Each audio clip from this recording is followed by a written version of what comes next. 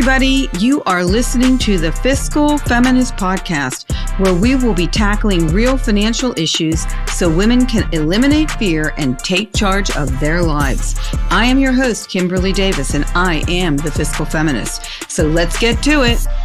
So a woman who may otherwise feel that she can do more in her career decides not to because she doesn't want to deal with all of the hassles, all of these barriers, all these things that men don't face. And that's kind of the goal of all of it, right? Is just to get us to acquiesce, go away quietly, stay in your place, don't compete with men for their roles. You know, they perceive them as their roles, right? Do not acquiesce, right? Because then we become part of the problem. And I'm not saying we have to be confrontational or rude or any of those things, but we have to be persistent and we have to be resilient. Don't make yourself smaller.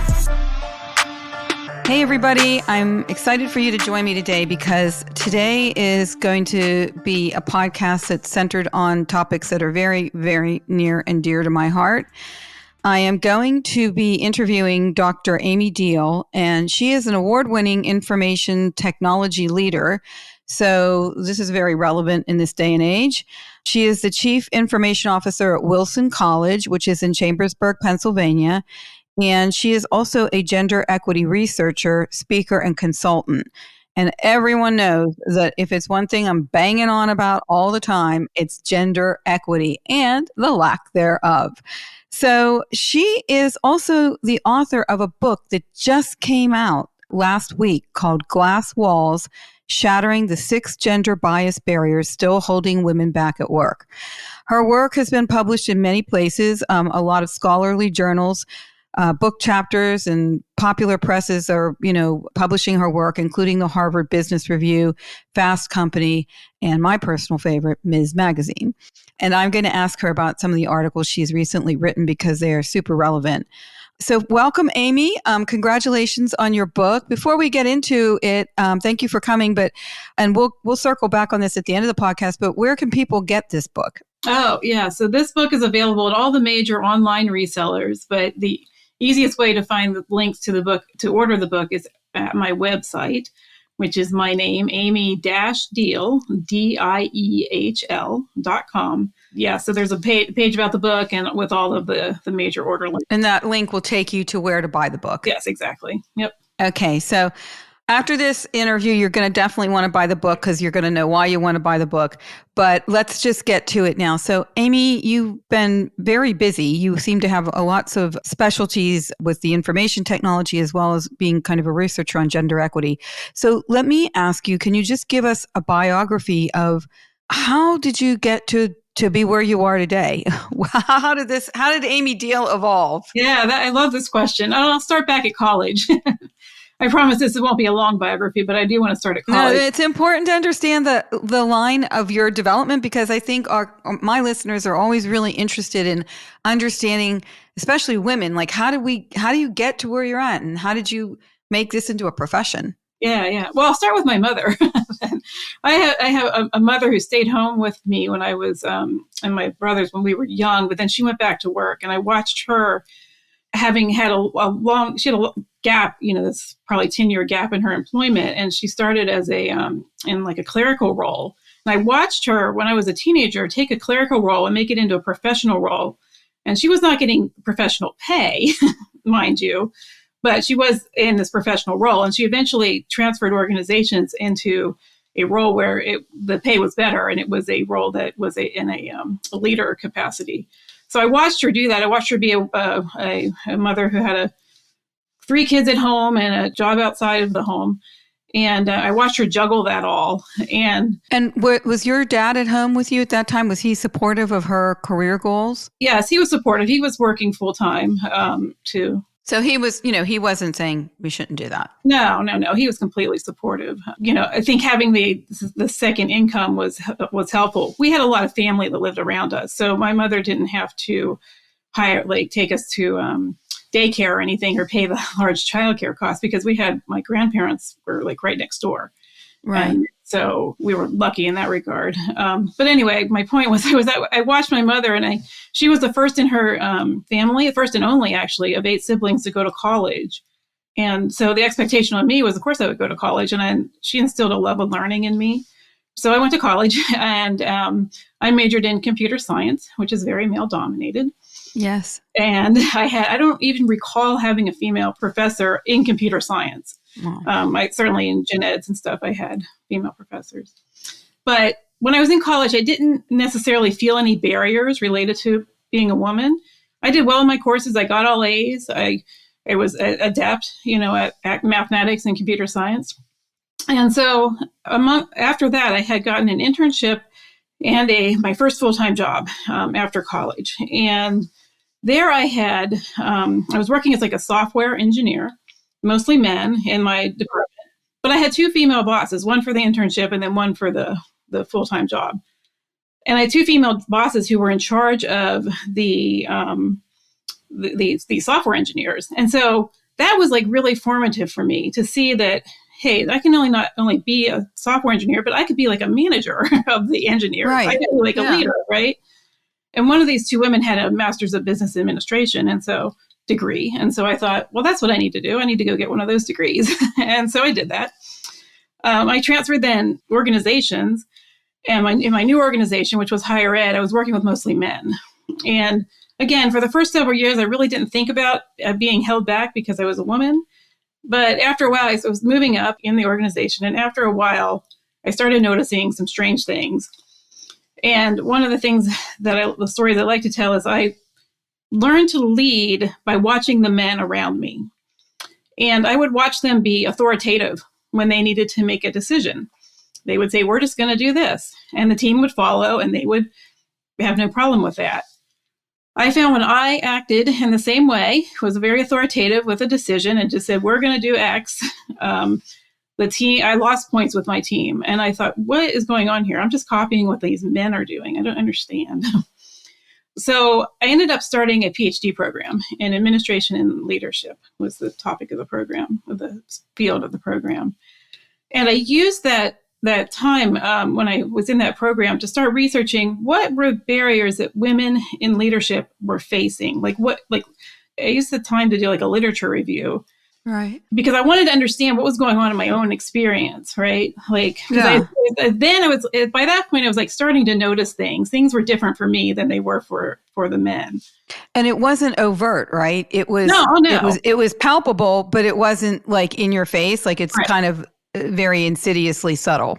Yes. And then I would think back, once I started studying it, I would think back to things that had happened earlier in my career. And I'd be like, oh, this wasn't happening to the men. And one of the examples is I write about this in the book a little bit. There was an administrative assistant, a woman who had been there for a long, long time. And she was like my boss's like admin assistant.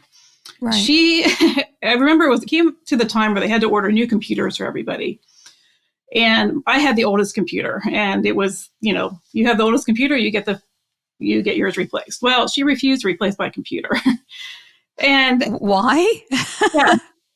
The men said to me, because they started to notice this, they noticed the thing about the computer. They noticed that she was putting up roadblocks to me. Like I would go and ask her for things to do my job and she would put up roadblocks in front of me.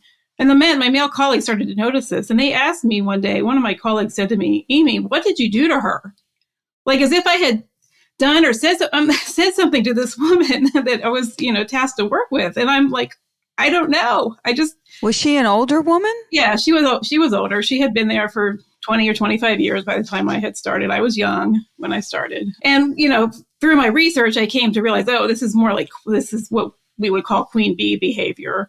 Right. Or female hostility and stuff. But at the time, I didn't recognize that, right? When that was happening, I thought I was doing something wrong. I didn't realize that she was probably feeling insecure. Here's this young woman who's in a, this professional role who, She was living in Don Draper land. Yes, from Mad Men. She still thought women just needed to play their support roles and, shut up and use old computers because it was all about supporting the men. Yeah, that's very anachronistic thinking. But the problem with that is it was not good for your career, right? Or your ability to do your job. Yeah, it just impacted my ability to do my job. Fortunately, she was an admin assistant and didn't have a lot of say over whether I got promoted or not. But she did stymie me from being able to just get my daily work done. But anyway, to continue my story, I'm in my PhD program, and I ended up doing a dissertation where I interviewed women leaders in higher education about their experiences with adversity, which was very, very insightful. And as part of the questions I asked them about the barriers that they had felt that they had encountered that were impacted by or caused by their gender. So I wrote up my findings in my dissertation. And after that, I graduated with my PhD. I was now a doctor. And I was like, I wonder what I could do next. And I had the opportunity to write a book chapter. And after I wrote this book chapter based on my dissertation, I had the opportunity to go to a conference that was meant to advance research on women in leadership. And it was there I met my co-author, Dr. Leanne Dubinsky. And she had recently graduated from a PhD program also, and she had looked at female leaders in faith-based nonprofits. And at the conference, we started talking, and we realized that our women participants were really dealing with very, very, very similar things. So higher ed tends to be thought of as liberal, progressive. Religion tends to be thought of as very conservative, and they're kind of polar opposites in terms of industries or fields. Mm-hmm. But yet the women were dealing with very similar things. And it led us to the conclusion that it wasn't about the industry or the field, or even it's not necessarily the position, but it was about being a woman in leadership, a woman at work. And that what we found, that this is like 9 years ago now that I met my co-author, in the intervening years since, as we've done all this research, the conclusion we've come to is that no woman is immune to gender bias in the workplace, and maybe in society. We happen to focus on the workplace. Whether you're privileged or whether you're not privileged, you are going to unfortunately encounter it at some point. And so to write the book, after Dr. Dubinsky and I, we had combined our research. We had surfaced as many barriers as we could. We teamed up with two additional researchers, Dr. Amber Stevenson and Dr. David Wong. They are quantitative researchers, and we teamed up with them to create a scale. And the purpose of the scale was to measure gender bias. So the name of the scale is called the Gender Bias Scale for Women Leaders. And it's to give organizations a tool to actually measure gender bias. And it measures gender bias across 15 factors. And if you're interested in the scale, all the scale questions are on my website, by the way. Out of that scale development, we identified the 6 core factors that make up gender bias. And that's what became the book. The book is based on these six core factors, these 6 core barriers. We call them 6 class walls. And for the book, we piled on additional qualitative research on top of what we had done before with our dissertation interviews. We had survey research that we had done. We also scoured the internet for public posts, Twitter accounts, blog posts, public articles, anywhere that women were describing their experiences with gender bias. And we used all that as And this was across all industries. Yes, across all industries. Ages, industries, the whole. This was a very analytical, data-driven book that isn't just kind of pie in the sky surmising about gender bias. This is actual research. Yes, this is not a book that just pulls out 6 barriers out of the air. Right. This is data-driven. This is data-driven, yes. So I want to ask you a couple questions because I do want to get into these 6 barriers. But before I ask you that, I could talk about this all day long because I think this is inherent in the reason why women are going to take so long to get ahead. I was talking to someone the other day, we still are making 82 cents on the dollar, and it's going to take 135 years for us to ever have an equal playing field. So that's over a century. And for me, this is like a really urgent topic. Okay. And I am an old lady. There's no doubt. I am 64. I was working in the 80s. I was working in the 90s. I was a stay-at-home mom. I was married. I was divorced. I was remarried. I was a lawyer. I was a banker. And I'm a wealth manager. I was an entrepreneur. So I've done everything. And I have felt a lot of biases along the way that I've had to contend with that, are just now I have to also deal with ageism so that you can add that to the list. Yep. And the thing that bothers me is that I don't want this to just be a topic in academic spheres, right? Yeah. You are an academic and you are writing this book that hopefully everyone will read, not just people in academia, and it will open their eyes, and women in particular, to realize that this is urgent, okay? If we can't figure this out, we are never going to be able to, build our net worth on a very micro level to become economic players that can have, retirement, dignity in retirement. We're all living older to be older now. Women are living 5 years longer than men statistically. A lot of women are not getting married. Some women are going to have spouses that die. Others are going to get divorced. So, we have to take responsibility for ourselves. So this isn't just some academic exercise. This is about our real lives, and it's really, really important. I want to ask you, this is kind of a very big global question, but a lot of people might say, oh, this is just wokeness, This is just a bunch of really academic women, sitting here. Women have more jobs now. They're on boards, blah, blah, blah. I don't want to hear that women have any problems. How would you respond to that? And then I want to get into the nitty gritty of the barriers, because then that's going to explain why these people are wrong. Yeah. But I find it really difficult when people kind of, first of all, they use the word woke a lot in a negative way. And secondly, somehow women are getting caught up in that, I think, in this nonsense. Like I literally had someone yesterday in a meeting say to me, oh, I don't know what women are complaining about. Like everyone can get a job now. What's the big deal? And it's just like, I just kind of threw up my hands and I was like, you know what? I don't even want to have this discussion with you because you're wrong. And, you're just wrong all the ways around. So what can we do to make people understand this isn't just some kind of academic exercise by a bunch of woke academics? Yeah. So, in the first chapter of our book, in the introduction, I should say, we tell the story of Dr. Caitlin Carrico. Do you know who she is? I do not. Okay. Give us a little bit of information on her. Dr. Carrico is a researcher and biochemist. She's a researcher of mRNA, and which, if you remember back to the beginning of the COVID pandemic, we had, COVID strikes. We've got no vaccines. We've got nothing, right? We're just right. We're just out there where everybody's scrambling, to find solutions, and treatments for COVID. Well, Dr. Carrico actually had been studying this mRNA technology for years at the University of Pennsylvania. And while she was at UPenn, she was not well supported. And in fact, at one point, she was demoted out of her tenure track role. And if you know anything about academia or anything about faculty, when faculty do not get tenure, they may work for another year, but then they leave. It's right. Typically what happens. Well, Dr. Carrico chose to stay so that she could continue to work on her research.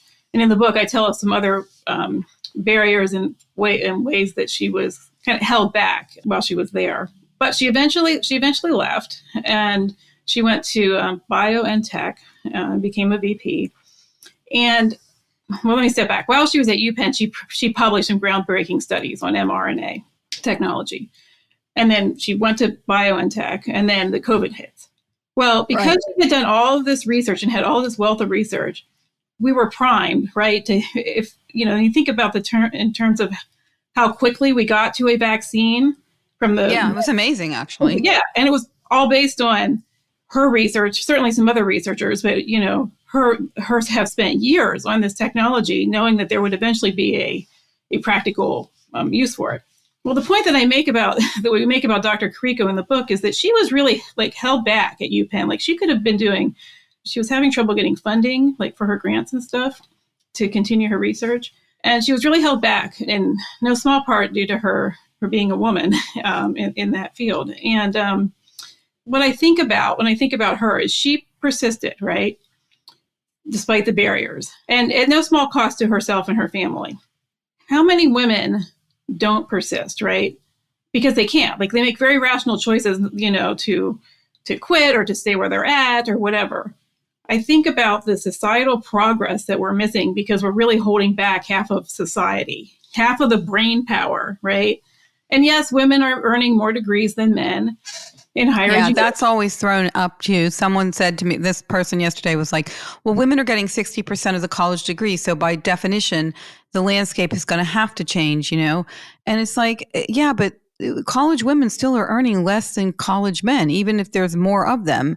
And the opportunities are still not evenly dispersed. So that isn't anything to hang your hat on. Yeah, And that's a good point to bring up. that's right. Because once they go into the workforce, right? Yeah, all these anachronistic things come Yeah, back to they have all play. these things. And then by the time you get to the top of the hierarchy, the CEO, the C-suite, it's completely male dominated. It's completely under male control. And these women, so many women have just been forced out. And what I think is really interesting about what you're talking about is that, you know, everyone thinks about academia, you know, Wharton, you know, Ivy League schools. Oh, it's a liberal bastion. Actually, it's not, I don't think, for professors. I think it's still very much dominated by men. Oh, yeah. Academia is too. Yeah. I still think it's a, you know, it's a haven for a lot of gender discrimination. And, you know, I think people like to lump, oh, you know, all these, you know, Ivy League people, they're so liberal. No, they're not actually. Maybe they talk whatever, but they are not practicing it. Yeah. Okay. So look, this is really important stuff, everybody. I'm not even messing around here. Like, I want you all to like, buy this book so you're informed. Because one of the reasons I want to do all these podcasts is to educate everybody to what the situation really is, and that this isn't just, you know, me, some old feminist, you know, kind of still banging on that drum. Because we have somewhat gone backwards, I feel, as women in the last 30 years, even though 60% of people graduating from college are women. On paper, that looks good, but in reality, I don't think it translates into any real progress in some ways.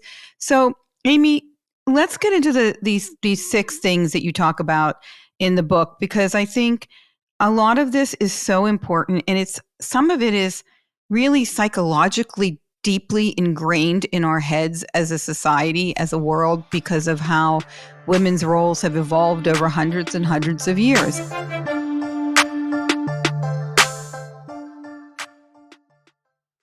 Could you just talk to us about these very important gender biases that you found in your data-driven research? Yes. I'll go through all 6. We'll just do a quick run through of them. The book breaks the 6 down into all of their subcomponents, but I'll highlight the main 6 here. So the first of the 6 is male privilege. So male privilege is men's inherent advantage caused by workplace cultures in which men are the leaders, they control the resources, they set the standards, and they assign women to a second-class status. So male privilege really serves as the bedrock from which all of the other barriers grow. So the male privilege thing, right? People are going to say, oh my God, that doesn't exist anymore. But I want to frame this a little bit. When you talk about this, it sounds to me like male privilege was started a long time ago because women couldn't even own property in the 1800s. So by definition, we were nothing more than chattel. And if we did have property and we got married, the man would take over our property, even if it was ours, because we came from a rich family. So the male privilege that you're talking about is that this privilege from historical times forward is framing our institutions. Is that kind of what this means? Yes, that's exactly what this means. Our institutions were formed by men, for men's interests and needs, and not for women. And we could talk about all the different institutions, you know, law, government, and higher education, and medicine, and, you know, all of them.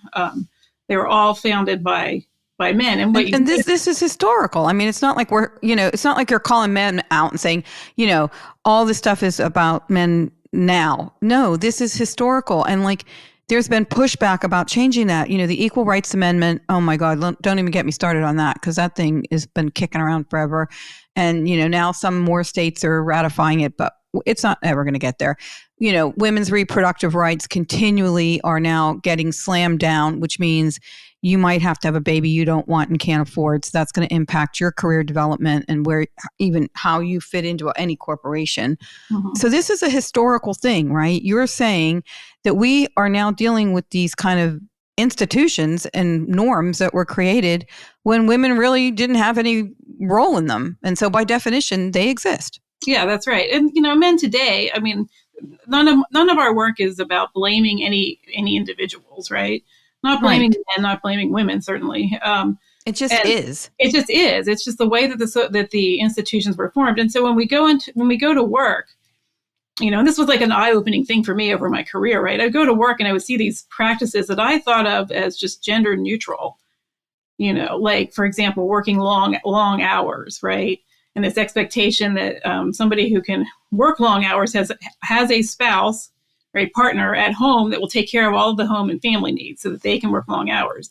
That's like the long hours thing sounds like it's just gender neutral, but it's not. No. So when all of us go to work, we're going into these organizations that have roles and standards and things that were developed long time ago, the founding of our institutions. And the key point here is we've all been socialized into the same system. So it can be hard to see sometimes that things that look like they're standard or gender neutral actually aren't.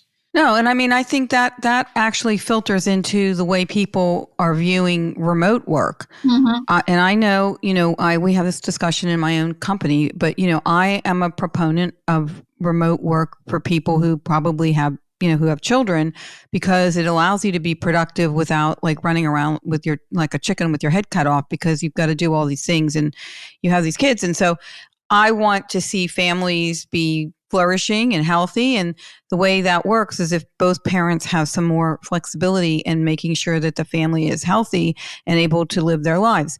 Now, there's a whole lot of things going on now where, these companies are saying you have to come in 3 days a week. And I can almost get my head around that.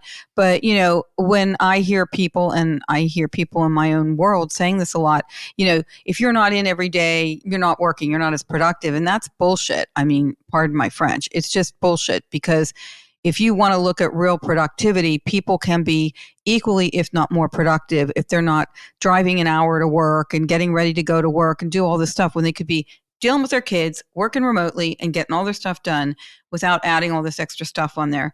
And I think that mentality is really most hurtful to women who, for better or worse, are still doing 75% of all the household chores and caregiving, even when they're the primary breadwinner in their houses. So to your point, it's very on the DL. It's on the down low. We don't know it's happening, but it is happening. And the people that are, banging the drum about everybody going back to work usually looks like a white old guy to me. But anyway, I digress. So, okay. So male privilege, we know why that is. What's the second one? The second one, disproportionate constraints. So women are constrained to act in ways that are supportive of men, and they're held to unequal standards compared to men.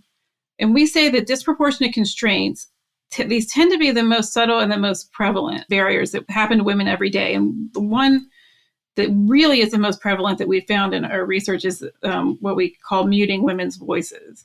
For example, women may be silenced, they may be interrupted in meetings.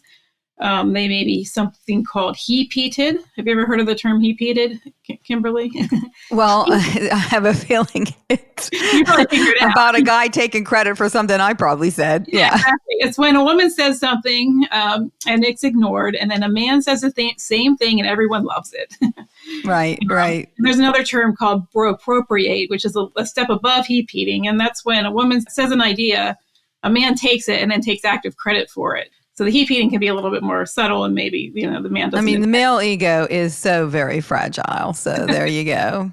Not a man hater, guys. I've been married twice, but, there's a lot of fragility here where people have to take credit for stuff that isn't their ideas. But we've heard from, almost every woman is like, I'm probably not exaggerating, with the disproportionate constraints will say things like, I've had to work twice as hard to succeed, and I'm held to higher standards than my male colleague, When we think of things like women, like men being hired on their potential versus women being hired only whenever they've met And I mean, look, I've been a victim of this myself when I had to recreate my life at 53 because of my disastrous divorce, which anyone who's listening to my podcast knows all about. So I won't bore you with that story. But the reality was I went and got a job as a financial advisor at a big company. And on the day that I was hired, another person was hired. He was a younger man.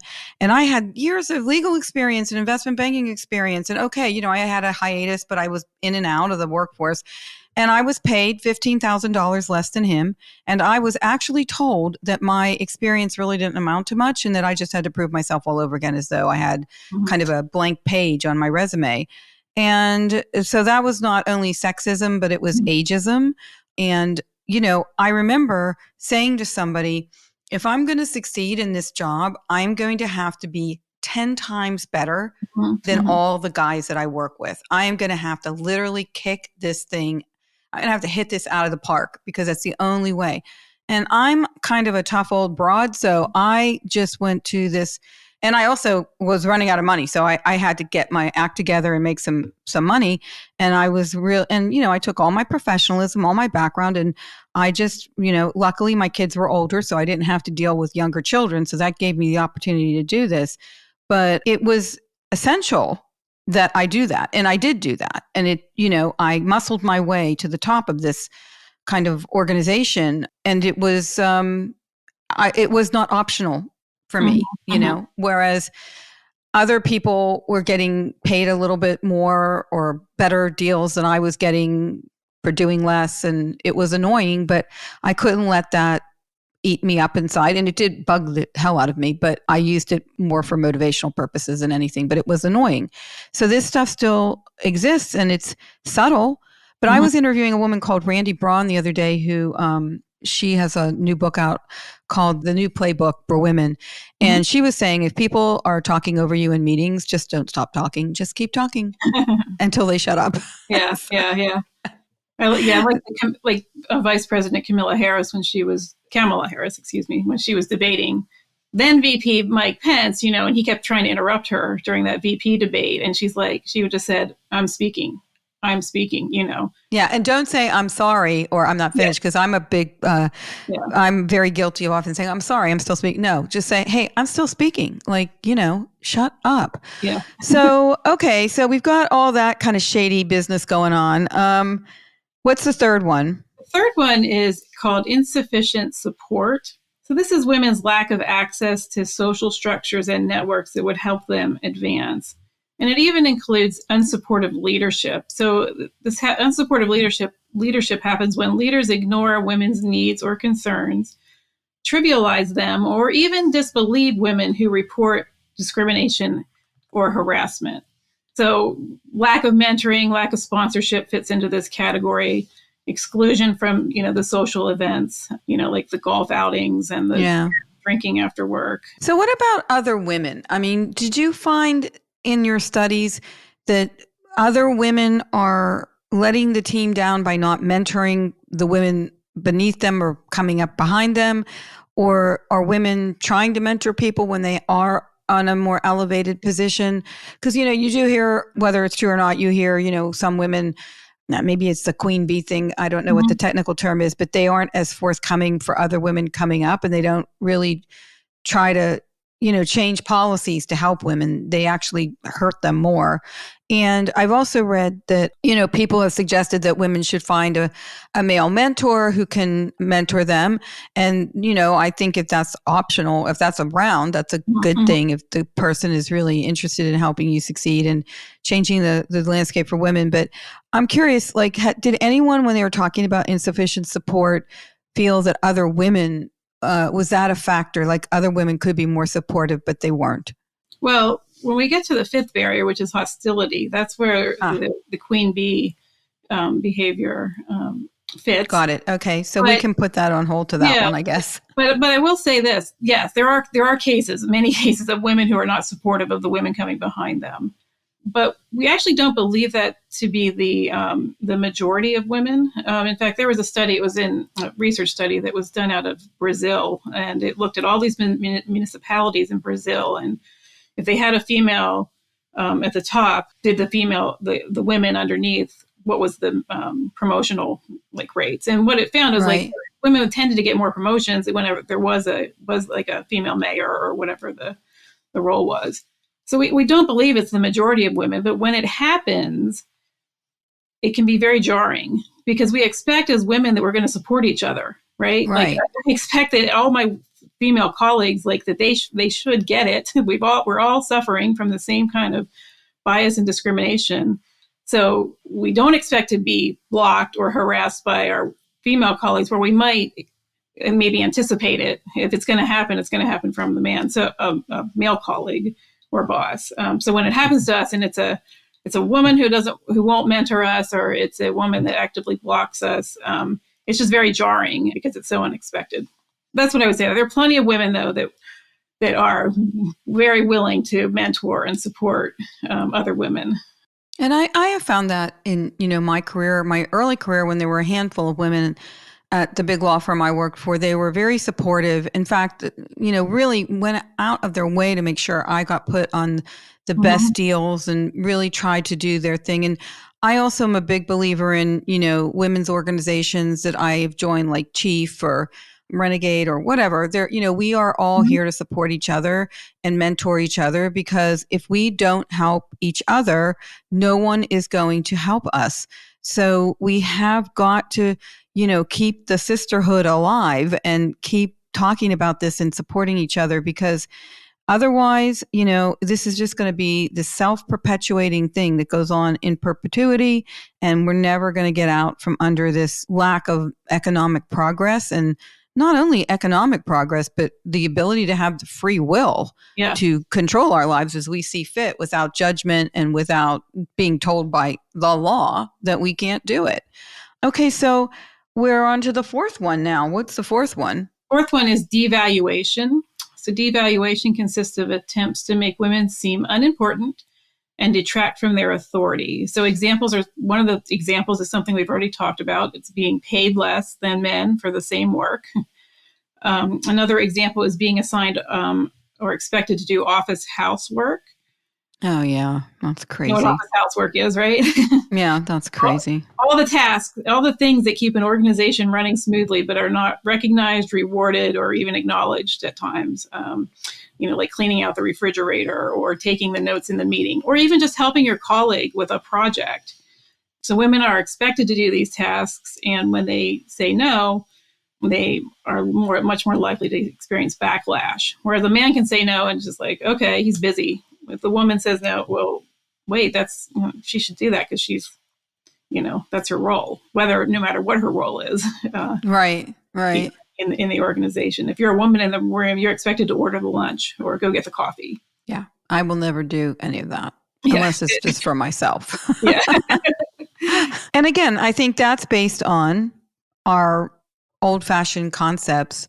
And I think I mentioned this to you later, I think that we still have these notions that women have a certain role in life. They're supposed to be more nurturing. They're supposed to be more caring. And, they're supposed to do all these things to make everybody feel good about themselves and make it all very comfy, cozy. So order lunch, bring people coffee, be, kind of like the hostess with the mostess, even though you're, the CFO. And that's insane. That's just crazy. Okay. So again, anachronistic thinking. And then the fifth one is hostility, which we just mentioned. So hostility is active resistance to women's presence in the workplace through overt discrimination, harassment, and retaliation. And the goal is to keep women in their supposed place underneath men in the gender hierarchy. Either women can have two places. If they're at home, they're out of the workplace, or if they're in the workplace, they're underneath the men and playing supportive roles, even if their role is a peer to the men, right? Right. They're expected to be in a supportive place. And like I mentioned, this includes female hostility, which we divide into actually two categories in the book. The queen bee behavior, which is when a woman who's in an upper level position fails to help or actively harasses a woman in a lower level position.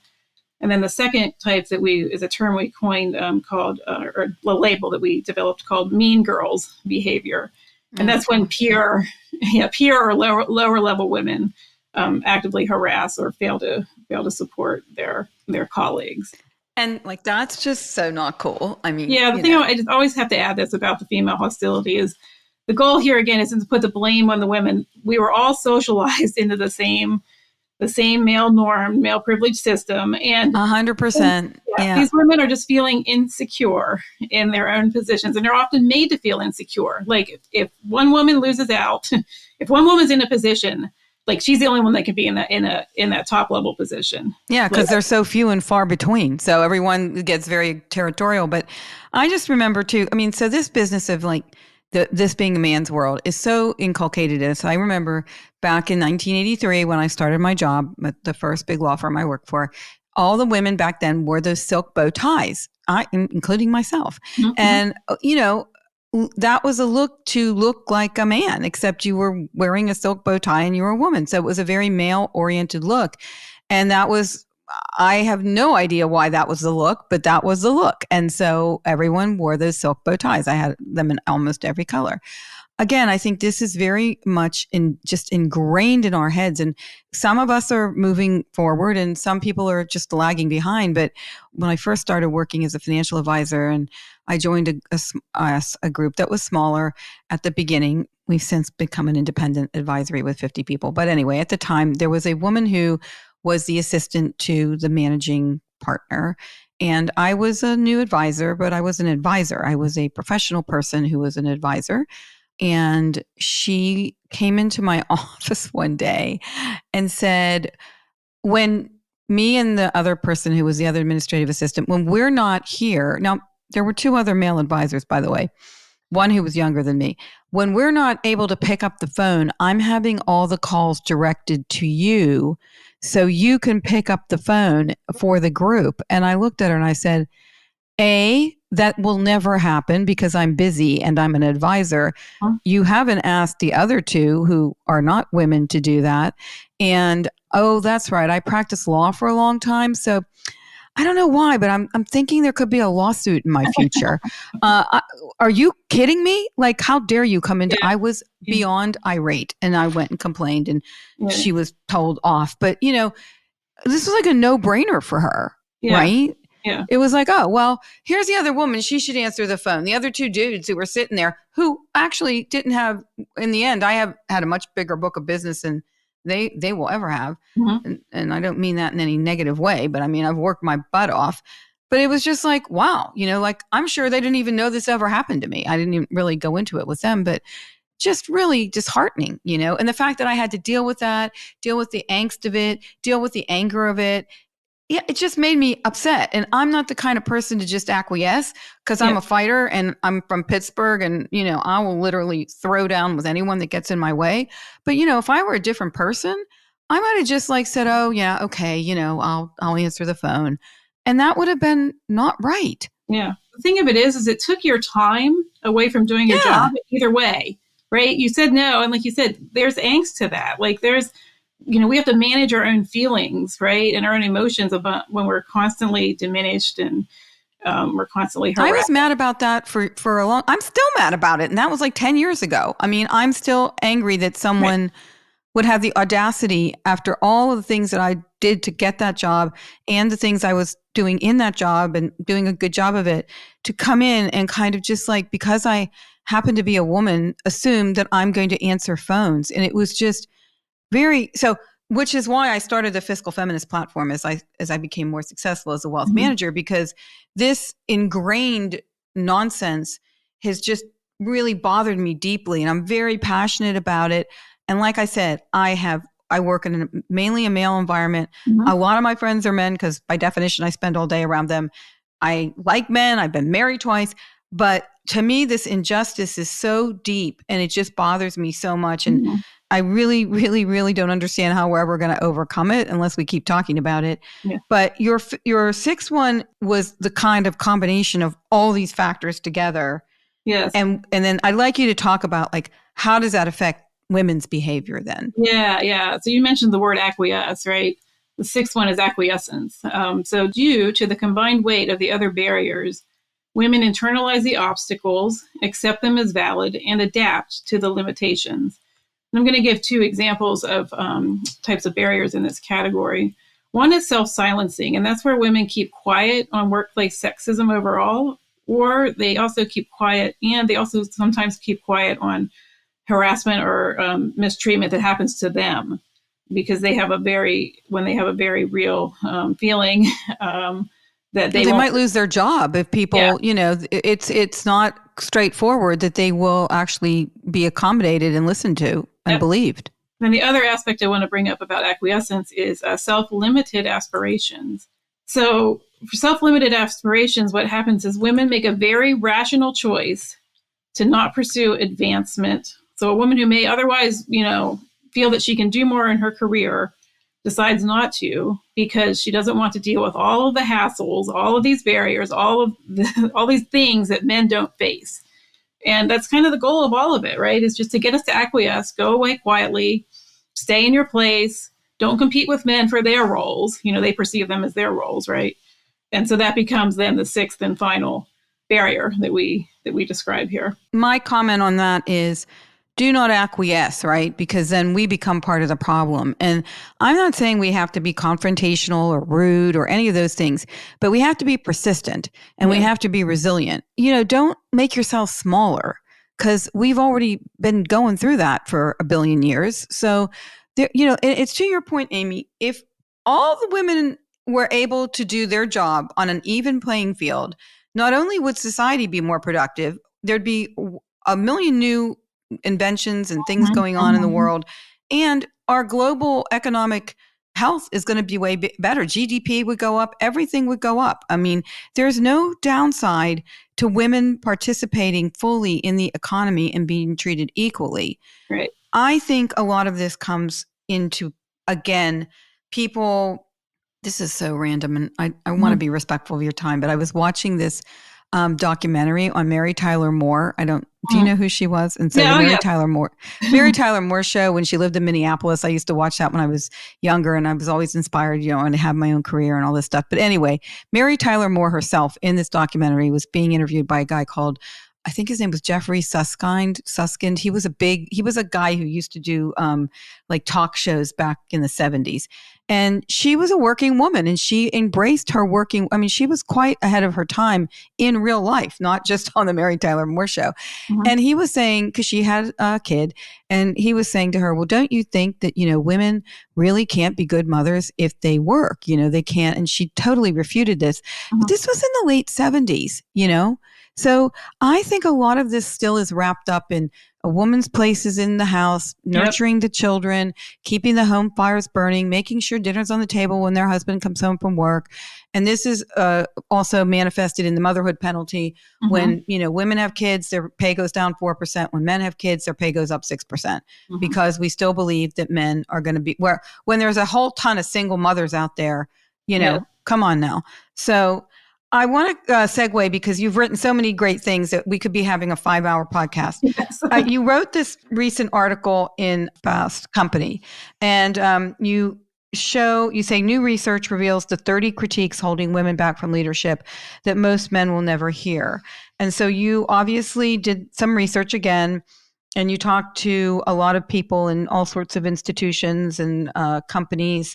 And I was just intrigued by the list of some of them. Age seemed to come up as a big one. Attractiveness, mm-hmm. physical ability. I'm not even sure what that means. Like if someone's got a disability, that's a reason to. And would that be different for a man or a woman?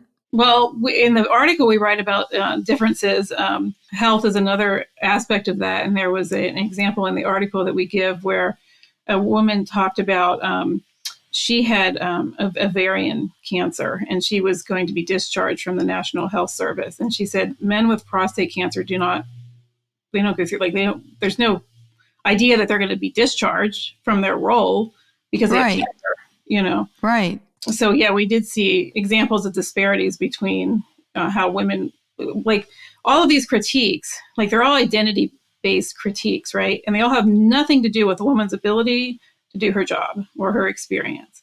And did you find that pregnancy was a deleterious thing? Because I think people, they finally passed this Pregnancy Fairness Act after about 5,000 mm-hmm. years of talking about it.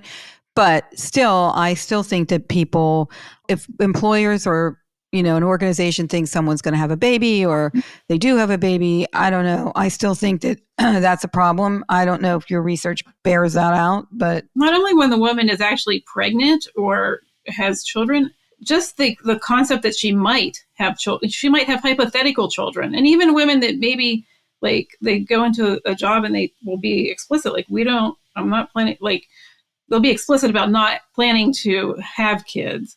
there's still this suspicion and this doubt that the women reported that, that was a reason to keep. They might secretly go get pregnant. Yeah, they might, because they had the potential to, Right. Well, that's what happens when you're a woman. You have potential to, Yes. Unless you've, Yes. have a hysterectomy or you're old. There were some other things on here, body size, attractiveness. Do those things, do you think, weigh in more for women? So if you've got a person who's a man and a woman with kind of similar body sizes, we'll use that as an example, would that impact the woman more than the man? Were you able to discern that? So just to be clear, for our study, we only talked to women, okay? And we surfaced these 30 identity-based criticisms or critiques that the women were being told or given or were the basis for subtle bias. So I don't have, our study wasn't a direct comparison. A comparative one. But there is other research out there about lookism bias. And, that gets to the attractiveness thing. And that suggests that, yes, women are held to higher standards in terms of their certainly attractiveness and having a thin, what the Western ideal is of a attractive body. But it actually, the attractiveness thing is very interesting because it worked both ways. It wasn't just that's true, right? Because you were attractive that gave you an advantage. No, one of the quotes that we use, and actually I don't think this was in the Fast Company article, but we had a quote from a woman, and we wrote another article about age bias. It just came out last Friday in Harvard. Yeah, I was going to ask you about that one too. And just quickly, there's an article in the Harvard Business Review that Amy and Dr. Zubinsky, I'm not sure I'm saying her name right, wrote called "Women in Leadership Face Ageism at Every Age." Yeah. This article is near and dear to my heart because I do think that ageism is out there. And I know in my case, I feel forever young, regardless of my age. I feel like I'm still with it. I've got a lot of energy. So tell us what the lady said. Yeah. So one of the quotes from in that article, I should add, it was also Dr. Amber Stevenson that also was co-author on both the Fast Company and the Harvard Business Review, just to make sure I acknowledge everybody. But for ageism, the ageism article, what we found was that women were either perceived as too young to lead, or they were perceived as too old to lead. And middle age wasn't quite right either.